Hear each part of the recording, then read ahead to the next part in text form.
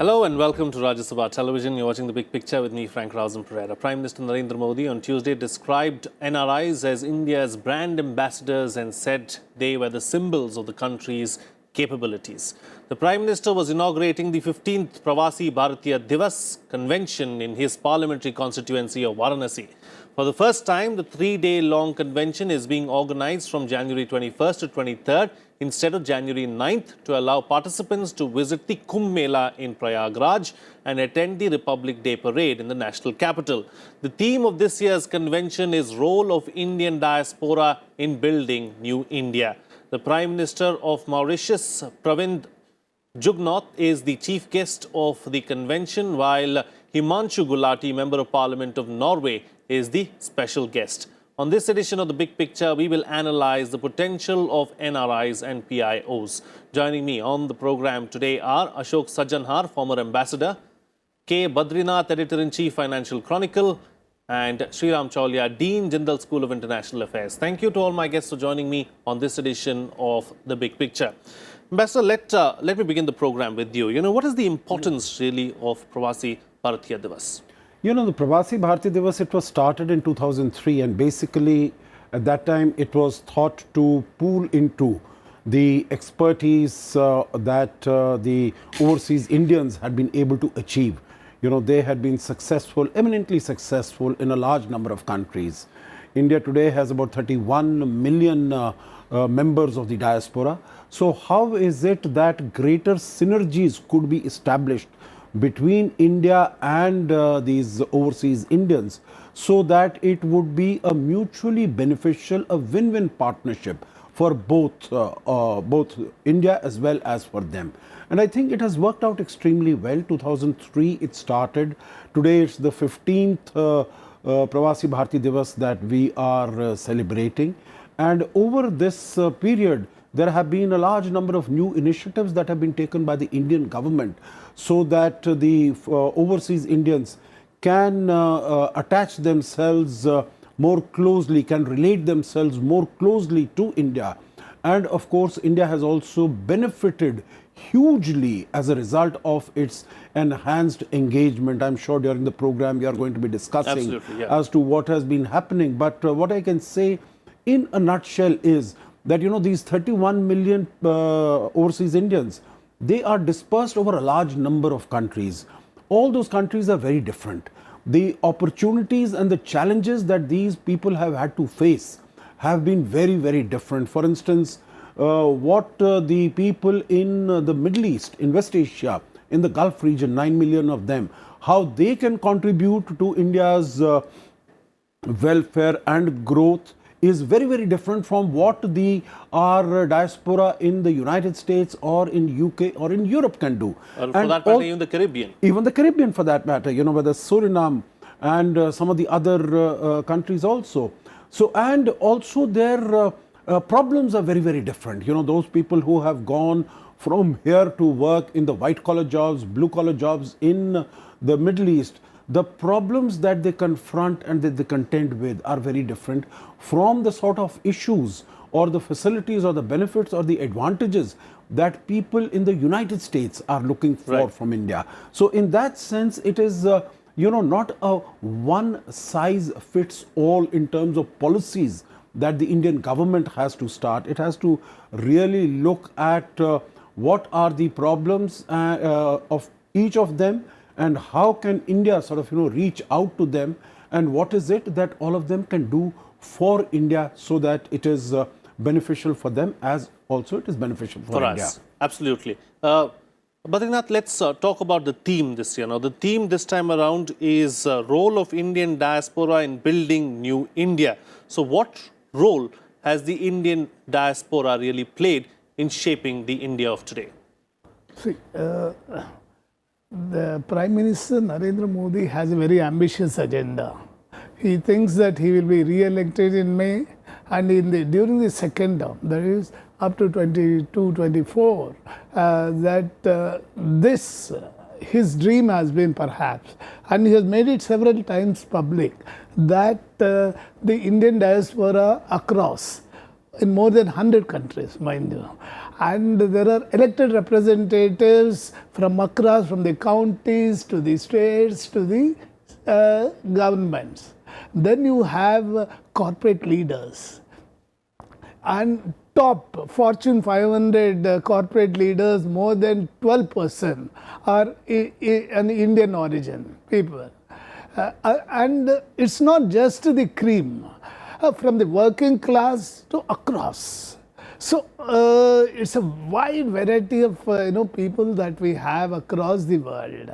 I guess in the previous governments also must have made certain efforts to bring together this huge workforce or the huge the diaspora which we have across the world to channelize their energies, resources, the networks, the linkages, the political capital that they bring across for perhaps betterment of India, most especially in the economic side and economic development side, mostly corporate sector, markets as well as economy. My guess is that, for example, today Prime Minister referred to about a huge potential for them to play a big role in the startup ecosystem.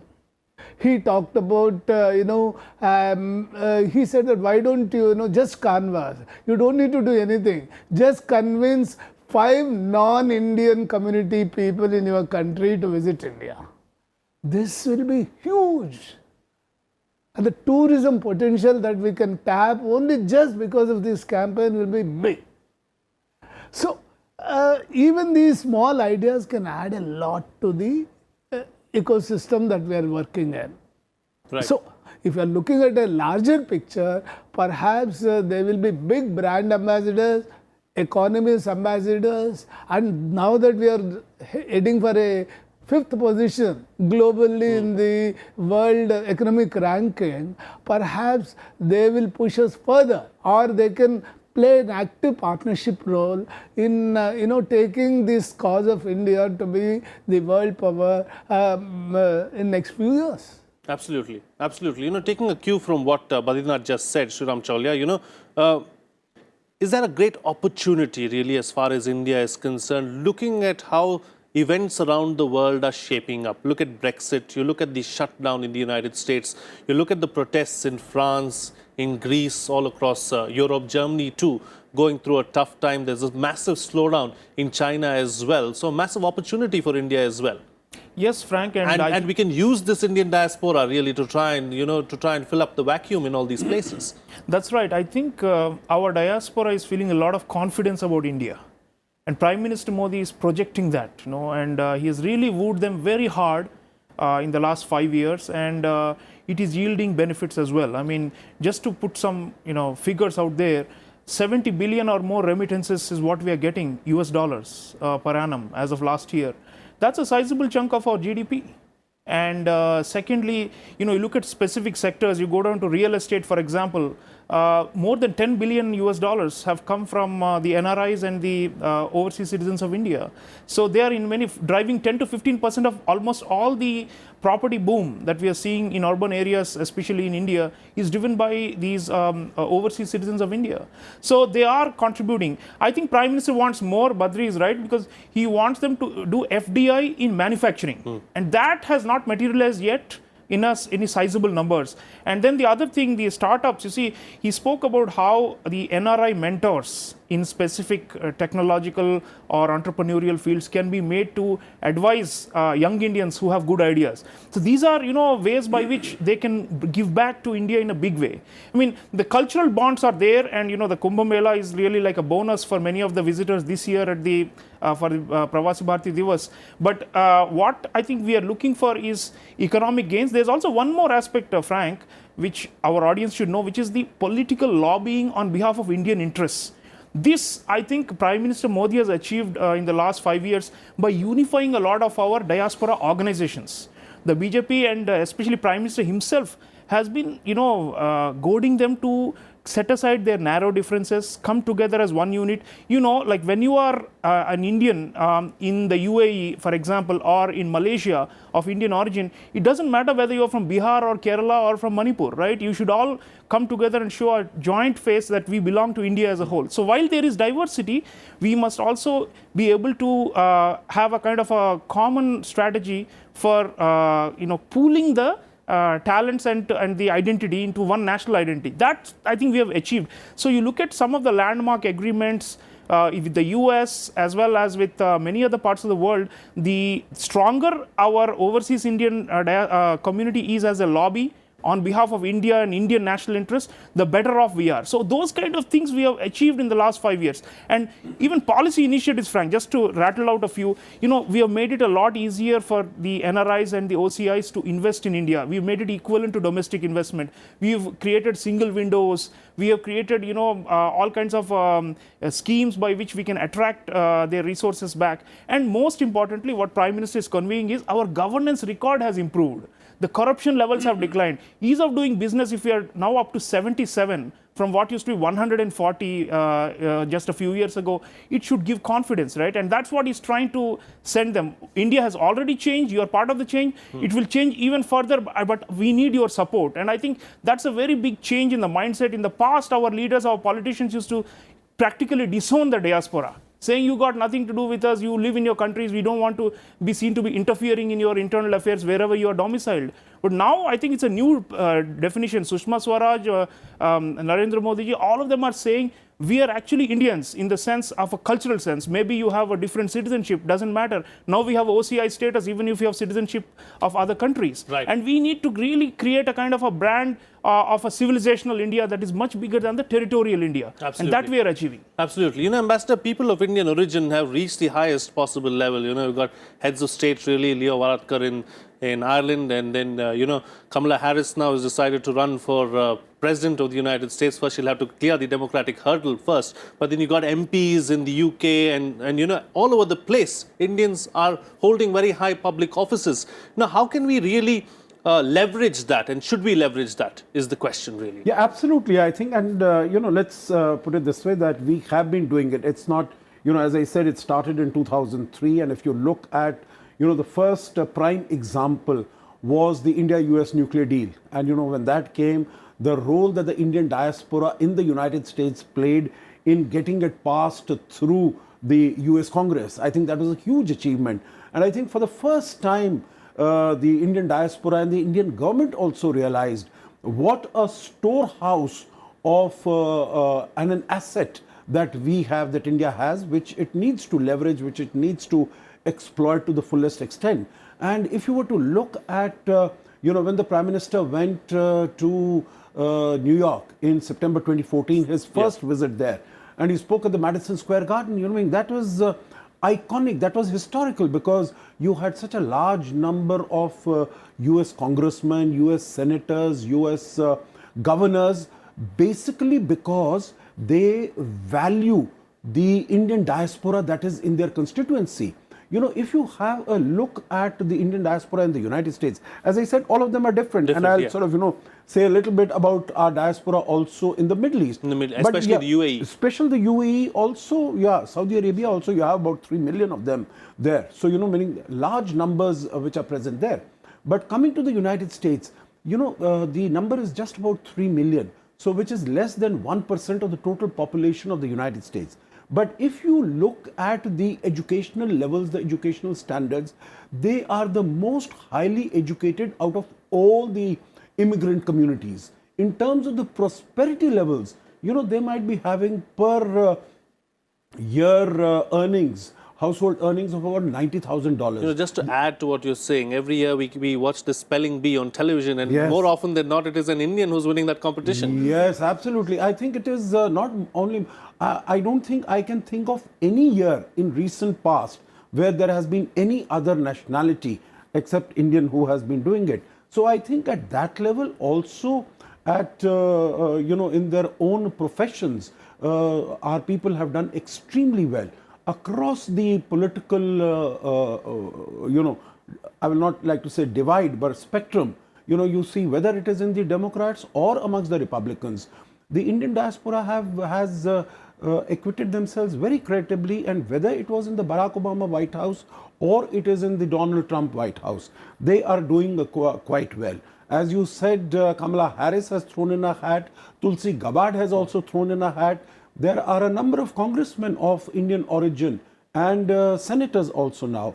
So the point is that they have acquitted themselves very well. They also feel much more actively and synergetically attached to what is happening in India. So there is a positive synergy between the two, and that is what we can sort of capitalize upon. Right. What I'd like to say is that after Mr. Modi has come, wherever he has gone, many people used to say even in Myanmar, he was able to address a huge Indian community there. So wherever there is Indian, he's been able to energize them. He's been able to activate them. And I think that is the achievement. The earlier, just two small points I'd like to make here. When he went to the United Kingdom in 2015, even the local political leaders also want to sort of, reach out to the Indian community. David Cameron, the then UK Prime Minister, was on the dais with the Prime Minister and the way he extolled the contribution of the Indian diaspora. You saw when Justin Trudeau had come here for 1 week, and how he was donning different attires and different costumes, basically again to reach out to the Indian diaspora back home in the country. Yeah. The last point I want to make is that, when we are talking about the remittances, India does not have the largest in terms of numbers of people in diaspora, second largest, but highest in terms of remittances received. $72 billion till a few years ago. This year, that is 2018, figures for which are yet to come out. It's expected to be around $80 billion. Now, more than 50%, actually 54% of that is coming from the 9 million people who are in the Gulf, who are in the Middle East. So they have gone in for, the not very sophisticated jobs, not very highly paid job, but they are the ones who are sending all the money. And that money has been used in India, whether it is for current account deficit financing or for investment. It has come to the aid of the Indian government and has been used for taking India forward. Right. Okay, but I was talking about how there is a major slowdown really as far as China is concerned, whereas India's economy is on an upward trajectory, and it has been so for some time now. How can the Indian diaspora further enhance that and contribute to India's growth story? See, the point here is that as we were discussing little earlier, the education level is so high, especially our technology professionals who have contributed in a big way globally. Secondly, our strength has been hard work and learning. So this across, and there is a report of the KPMG or any consultancy organization which projects that India is going to be the biggest supplier of human resource, qualified and technology-wise as well as otherwise, management-wise.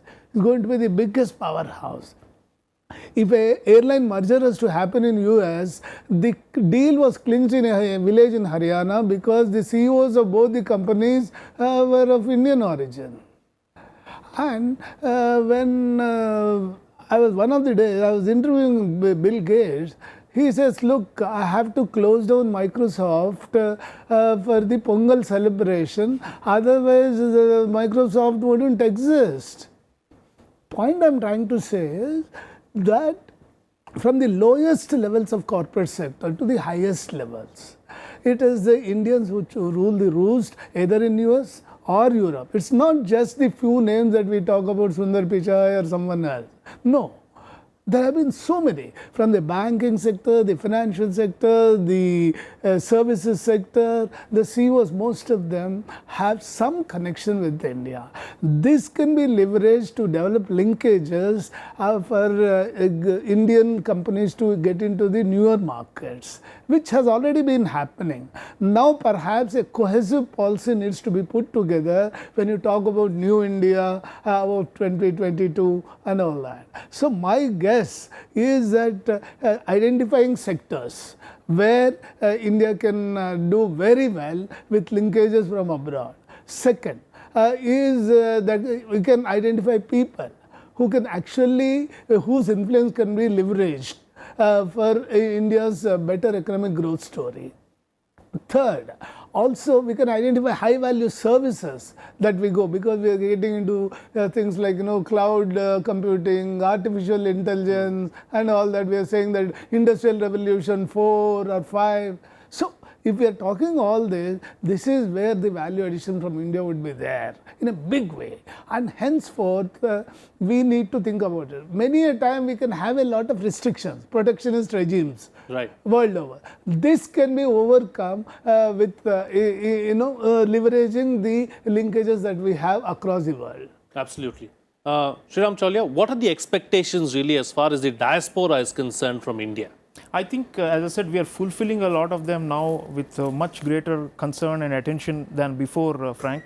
As far as their expectations go, many of these are consular in nature, like with relation to passports, when they have children, for them to get OCI cards, visas, e-visas for easy mobility and to come to India and to go back. Those kind of nitty-gritty things. In some cases, when you have like manual labor, like in the Gulf countries, they expect support for for their labor rights. Often they are exploited and violated in these Gulf countries. So I think the MEA, by the way, one big reform we did, Frank, under Narendra Modi was we subsumed the Overseas Indian Affairs Ministry into the MEA, into Ministry of External Affairs. Earlier, they were two different things, and the Ministry of Overseas Indian Affairs that had existed before 2014 was being used, primarily for, kind of patronage politics for politicians from Kerala.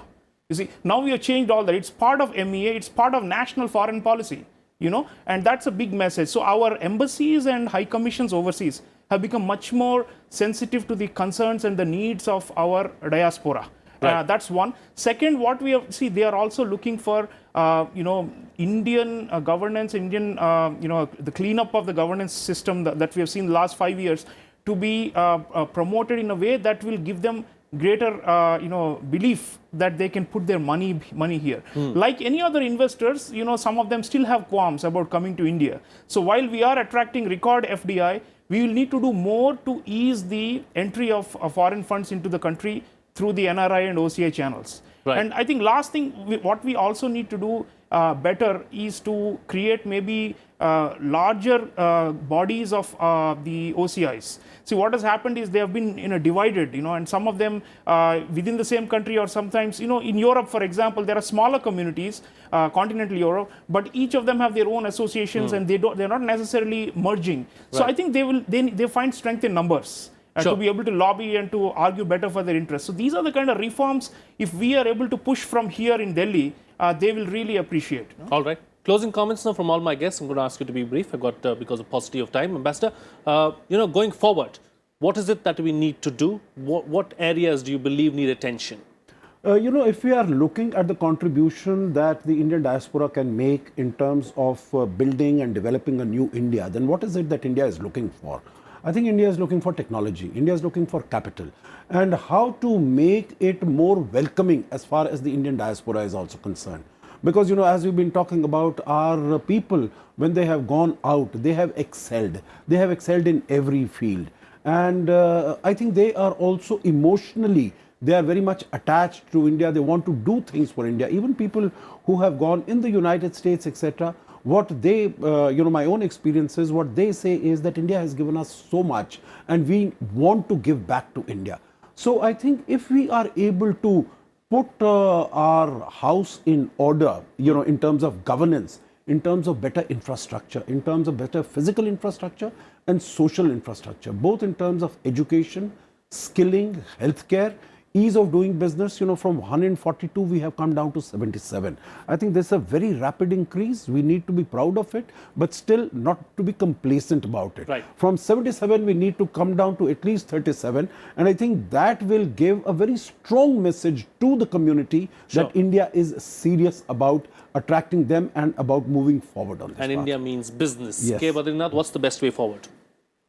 Best way forward, for some reason, I feel that the policy need not be very elitist. in the sense that the kind of workforce we send across or the kind of linkages we have is across the sector. So what I guess is many a time happens Middle East, Far East, wherever workers are there, face a lot of issues. Second, in many of the countries across Africa, many of our farmers from areas like Punjab, Haryana, Chandigarh, Himachal go there to do the farming and agriculture sector. So my guess is the policy should be more broad-based so that we link up with every kind of Indian origin people across. Right.